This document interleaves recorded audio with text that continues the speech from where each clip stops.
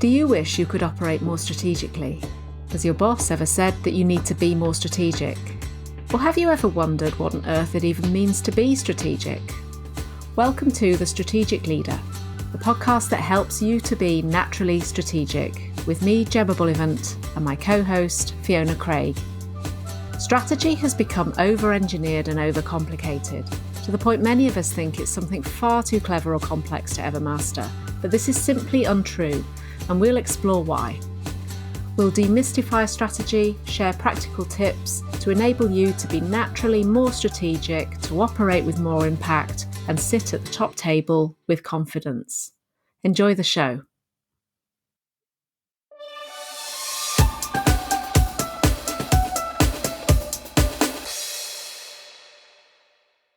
In this episode, we're talking about what it means to be strategic. We boil strategy down into 3 key ways we can all be strategic. When we recorded this episode, we were a bit keen and we didn't really do any preamble or chit-chat. We just dived straight into the conversation. I began by asking Fiona why we wanted to start by exploring what it means to be strategic. Oh, that's a brilliant question. Why are we starting here? I think we're starting here because both you and I in our daily lives come across the need to be strategic for ourselves, but also in our coaching work, we come across people either in leadership roles or stepping into leadership roles who recognize the need to be strategic. Either they've been told they have to be strategic and feel like they don't quite know what that means, or they feel like they're some way falling short. And I guess we just wanted to explore the idea of what it means to be strategic. I think sometimes it can be one of those words that we don't quite understand what it means. It's shrouded in mystery and seniority and sort of something quite difficult that only really clever senior people can do. Yeah. And having been a strategist for about 15 years, I recognise that's just not the case. We can all do it. It's just a way of thinking that we can all do, as long as we know what it is. So I think being naturally strategic is just getting to the point of recognising what is involved in thinking strategically and being able to do it second nature. Second naturally? Is that correct? Second naturally? Absolutely. I mean, I know that we work with people in various different stages in their career, but this idea of being strategic has often come up as being a bit shrouded in mystery. It's this elusive quality that we don't really ever know quite how to describe it or articulate it.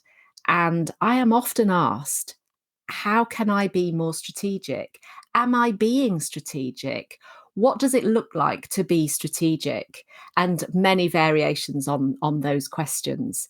And I think that when we talk around this topic, it comes back to, actually, shall we just start by identifying the key qualities that you might expect to see in order to say, yes, I'm being strategic. So let's have a look then at what we think the main aspects are of being strategic. The first one that comes to my mind is this idea that we are going somewhere, that there is a line of sight on the horizon, that there's a future focus, a kind of a clarity about where we might want this particular initiative to take us to. Where are we going? What's going on in the future? I often talk about this in relation to eyes on the ground versus eyes on the horizon. Have you come across that? Oh, absolutely. Absolutely. And I think what you've described there is the difference between managing and directing or leading. It's a big hiccup that many, many people struggle with in their careers, the difference between what is in front of me and what is ahead of me, i.e. what could be. And the difference there is what's in front of me already exists. There's a set of tasks that I have to work through. There's a set of processes or known procedures for me to work through. And no matter how difficult those individual components may be, I do know what to do next. Whereas looking at the horizon, we have to kind of decide what that future looks like. We have to kind of create that direction. And that can feel very disconcerting at the beginning because there isn't anybody to tell you on the whole that you've got the right thing. So we talk a lot about vision and strategic vision. And I guess the challenge with that is that you have to make that up. Sometimes I describe strategy as just making up the future. But there's a lovely quote that I like from Jack Welch, who is a leader who is quoted all over the place. He was CEO at General Electric. And one of the things he said famously about strategy, in real life, strategy is actually very straightforward. You pick a general direction and implement like hell. And what I take from that quote is you've got to pick a point on the horizon. You've got to say that is where we're going and that is why we're going there. And then the implement like hell bit comes from, okay, what do we need to do to get there? And kind of that's all strategy is. It's just thinking a bit bigger, a bit broader. So you mentioned kind of time frame.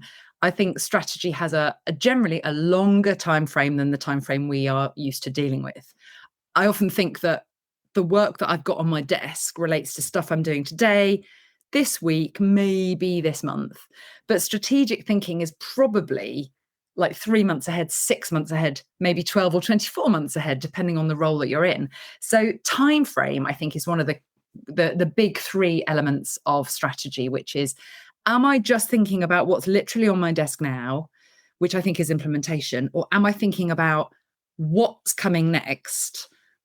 What's coming beyond the list of things that are already on my desk that are going to be coming up in the future that I can head off now, or what the opportunities that are going to arise in the future that I can take advantage of now in some way. So there's definitely an element of time frame, which is thinking beyond where you are now. So where you are now is, to your point, is eyes on the ground.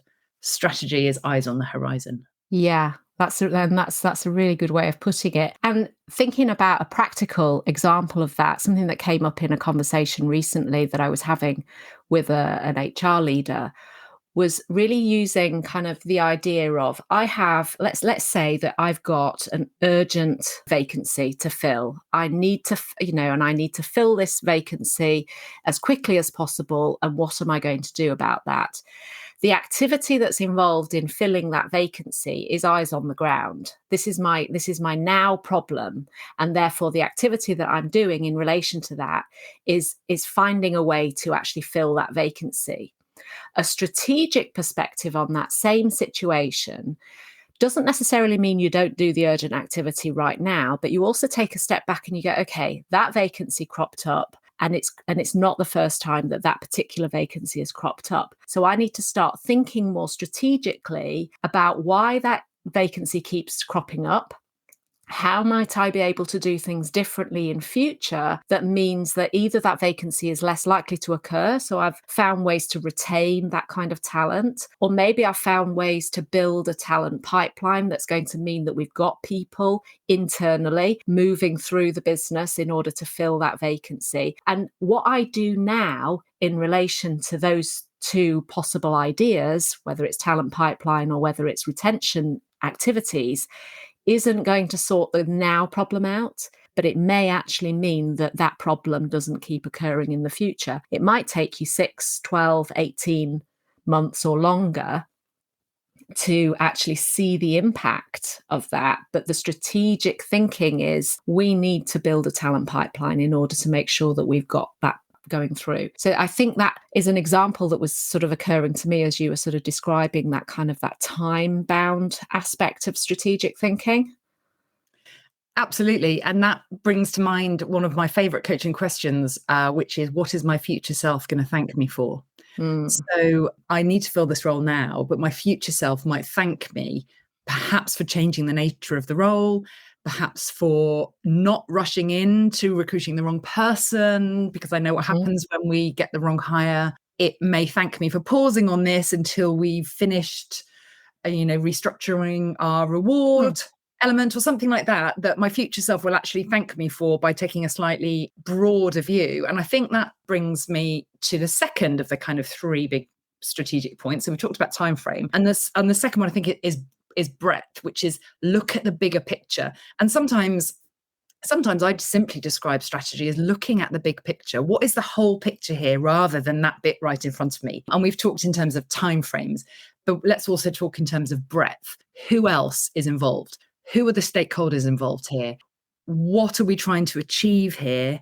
What else is affected by this decision? So taking it just that little bit wider, what will be the impact of all of these things? So that breadth, and how does this fit into the organization as a whole, rather than just my bit of the organization, again, is a little bit more strategic and helps take you away from just get the job done to just think about the impact of the job. So again, it's another kind of step back, give you a sense of perspective and look at the challenge in front of you from somebody looking at it further away and going, okay, I can see my bit, but I can see how moving this bit might affect all the other parts around it.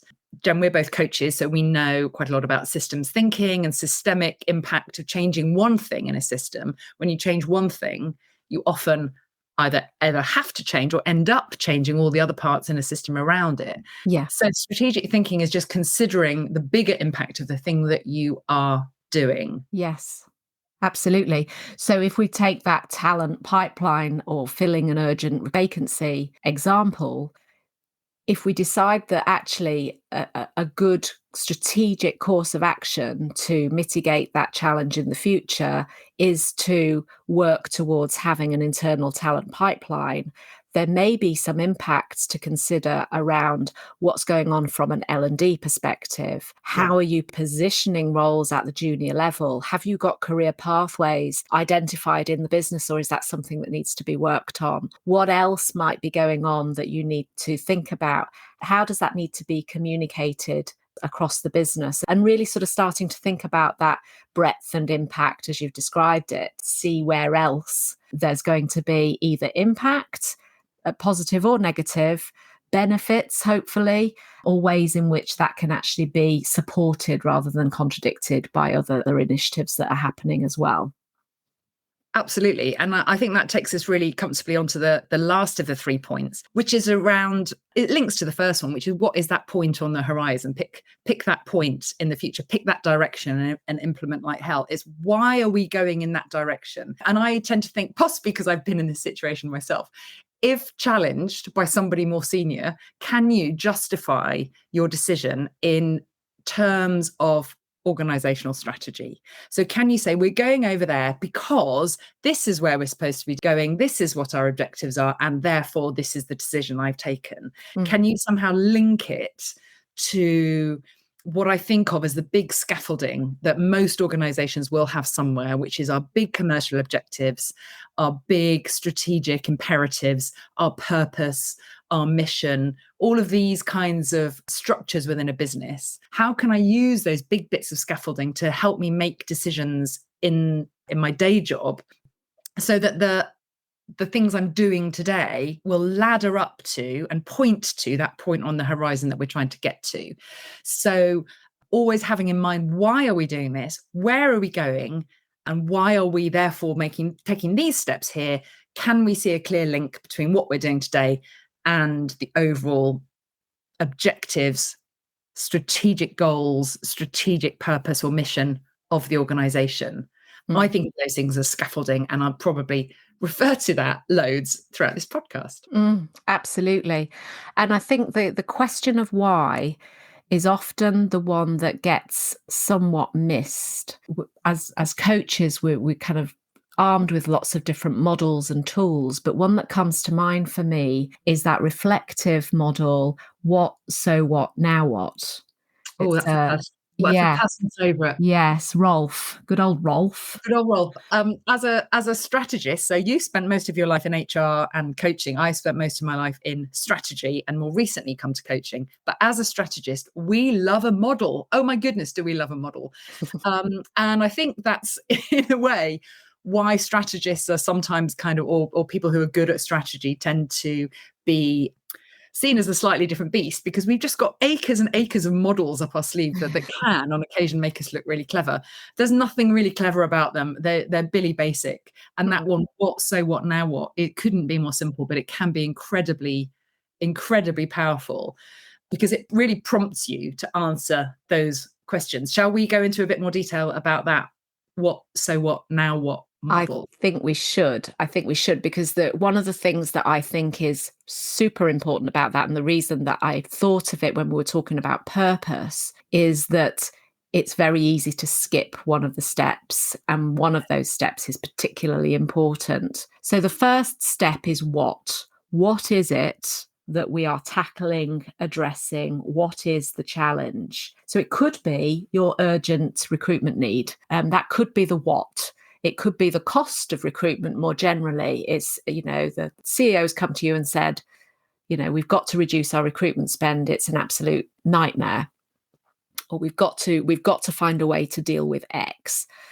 That is the what. It's the challenge. What can often happen when we're presented with a challenge is we go straight to fix mode. We go straight to now what? Okay, I've got this thing, so I need to do 100 things to address that challenge, and away we go. And Absolutely. the step that we've missed is so what? Absolutely. And I think if we go straight from what to now what we do is kind of narrow our thinking. We don't necessarily think strategically. We don't think long term. We don't think across in a breadth of perspective. And we don't often think about the purpose behind what it is we're going to do. So it's very easy to go straight from what is the problem to how do we solve the problem? What do I do now? If we say we want to become more strategic, then that second question, so what, becomes really important. The question, so what, begs us, it is actually one question that contains lots of others. Questions like, what's most important about this task? What makes this task difficult for us? What would achieving or resolving this task give us that we haven't got now? What are we going to have to give up in order to achieve this task? What's the cost of it? And I don't just mean in monetary terms. If we knew it couldn't go wrong, how ambitious could we be? If we knew we couldn't fail, what would we do here? Like, let's bring some ambition into it. Who else is affected by this decision? What, again, that question, what's my future self or the organization of the future? What does it need of me now? And asking all of those questions are kind of wrapped up in the so what, because answering those questions will give you a much better answer or much better thinking, quality of thinking that will then allow you to go on to, okay, so now I've got the answers to all of those slightly abstract questions. I can then work out, okay, so now what am I going to do given that I've done this extra level of good quality thinking before I decide what to do? And I think it's those really searching questions in the middle bit. So what makes this important? What makes this difficult? What makes this, what else is going to be impacted by this? All of these extra questions that are hidden in that so what question. Yes. Why, what are the implications of getting this wrong? What else could we try? And why might we rule out some of those solutions? Why am I recommending this solution and not some of the other solutions? These are all contained in the so what. And I think that's the bit that's often missing when we just go to implementation, which is here's a problem, here are the actions we're going to put in place, to strategic thinking, which is here is the problem, what's the impact of that problem? Okay, therefore, these are the actions we're going to put in place. Yes, absolutely. So the what is really about kind of naming the challenge or the obstacle or the initiative, the aim. It's about actually just articulating what it is that we are looking to focus on or address. The so what is actually sort of making a bit more sense of that. Yeah, absolutely. Asking why. Meaning, yeah. Yes, meaning and sense and why. Why is this important? Why do we need to focus on this? And often that is the step that's skipped. And then the now what, of course, is the, forming the actions, identifying the steps in order to actually tackle it. Yeah. Now, if we don't properly spend time on the so what stage, we are missing our opportunity for being strategic. Because if we go from challenge to action, we are operating in a very transactional way. We are taking a situation and we are doing a set of actions, but we haven't connected with why we're doing that and why that is important. And that is the strategic aspect. So when we're in our day-to-day operational mode, our transactional mode, we all have transactional stuff to do. I challenge even the sort of the most senior and most important CEOs of this world will have transactional activity in their day-to-day. Nobody is 100% strategic. We all have transactional tasks and activities in our diaries. The key is that we are navigating from transactional to strategic by inserting some important questions like, why am I doing this? Why is it important? Where is it taking me?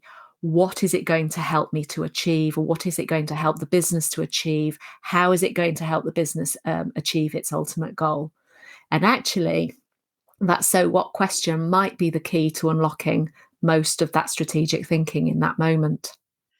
And you've made me think of a wonderful idea about a strategy sandwich. So we've got the bread already, which is the what and the actions. But if we put a layer of strategy in the middle, our sandwich becomes not only much more interesting, but much more nutritional. Very good. I like that too. But it's not, I guess the strategic bit doesn't just sit in the middle. We can think more strategically around that third question around now what? Okay, so what are we going to do? If we bring some strategic thinking into what are we going to do, we can ask ourselves just a different level of questions around what is likely to get in my way? How on board are people going to be with this solution that I'm going to come up with? What's going to get in my way externally? It's very easy to think of external things. So-and-so department is going to have an issue with the budget, or such and such a person has tried this before and really doesn't like this kind of solution. We also have our own internal things that get in the way, obstacles that come from us, which can be lack of confidence. It can be assumptions that we're making about ourselves, around walking into an environment and trying to sell an idea or persuade people or speak up about something. I mean, I'm sure we'll talk about this a lot in future episodes, but there can be obstacles out there of our own. It's not quite our own creation, but they come from us, as well as obstacles that come externally. And thinking those through as part of your now what will help you navigate those. I'm sure we'll come on, we'll probably do a whole episode on this. It's part of that thinking with perspective about what is likely to trip me up here.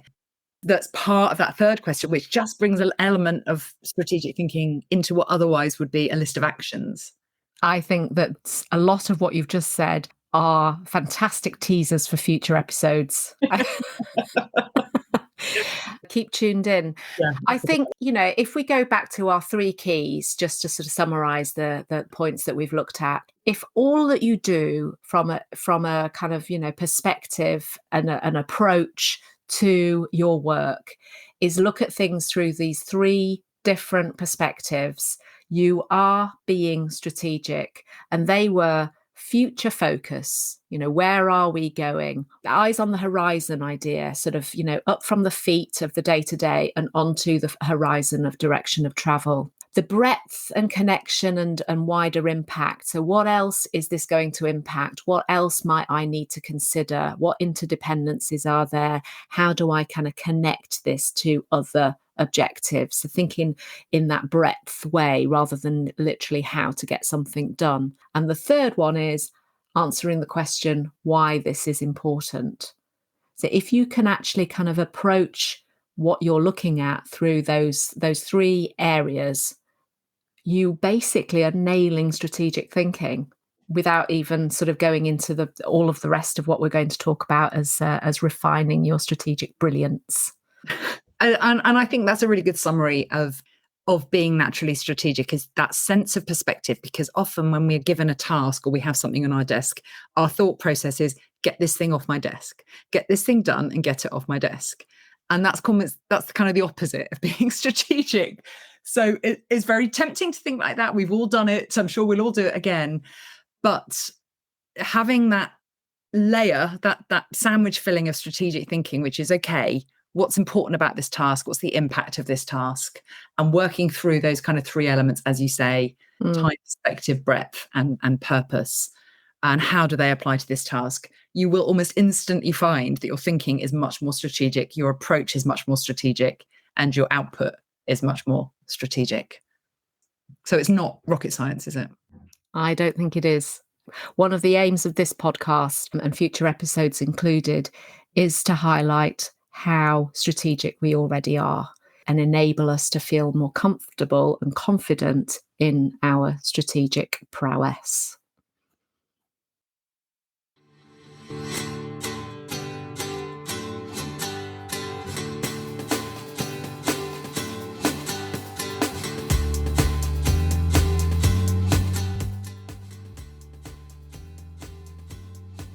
Thank you for listening to this episode of The Strategic Leader.